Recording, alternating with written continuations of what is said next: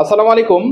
আমি ডক্টর সৈয়দ গোলাম গৌসর শফি। আজকের এই ভিডিও বার্তায় আমি যে বিষয়টা নিয়ে কথা বলবো, কারো শরীরের হিমোগ্লোবিনের পার্সেন্টেজ যদি কমে যায় বা কারো শরীরে রক্ত স্বল্পতা যদি দেখা দেয় বা কারো শরীরের রক্তের পরিমাণ যদি কমে যায়, তাহলে সেই ক্ষেত্রে কি করবেন?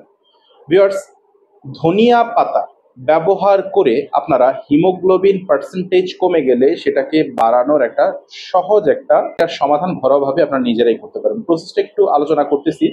বাজার থেকে ধনিয়া পাতা কিনে নিয়ে আসবেন, সেটা ব্ল্যান্ডার করে ব্ল্যান্ড আকারে চাটনি করে হোক, রান্নায় তরকারির মধ্যে ব্যবহার করে হোক, বা আপনি বিভিন্ন উপায়ে ভর্তার মতো তৈরি করে হোক, মোট কথা প্রতিদিন যদি 50 থেকে 100 গ্রাম পরিমাণ, মানে যেই পেশেন্টের অ্যানিমিক সিচুয়েশন আছে বা রক্ত স্বল্পতা আছে বা হিমোগ্লোবিনের পার্সেন্টেজ কমে গেছে, এই সকল পেশেন্ট নিয়মিত যদি ধনিয়া পাতা ব্যবহার করা হয়, আমি অ্যাকচুয়ালি অনেকগুলো খাবার আছে যেটা আপনার হিমোগ্লোবিনের পার্সেন্টেজ বাড়াবে বা মানে রক্ত স্বল্পতা দূর করবে, কিন্তু আমি সবচেয়ে সস্তা এবং সবচেয়ে সহজলভ্য যেই উপাদানটা, যে খাবারটা আপনারা ইজিলি পেয়ে যাবেন এবং সেটাকে লং টাইমও কন্টিনিউ করতে পারবেন, আমি সেটার কথাই আপনাদের জন্য আপনাদের সুবিধার্থে উল্লেখ করলাম।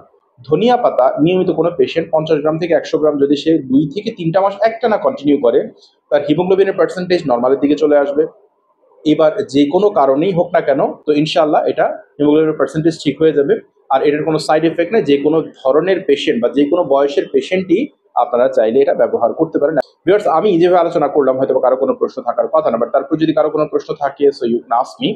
01785857116 এটা আমার ফোন নাম্বার। আর আমি আমার প্রত্যেকটা ভিডিওতে বলি একই কথা, এই ভিডিওর মধ্যে, this video doesn't replace the actual medical advice. Always consult with the doctor for the further medical condition. Viewers, ইনশাআল্লাহ নেক্সট কোনো পোস্টে নতুন কোনো বিষয় নিয়ে আপনাদের সাথে কথা হবে, দেখা হবে। ততক্ষণ ভালো থাকুন, সুস্থ থাকুন। আসসালামু আলাইকুম।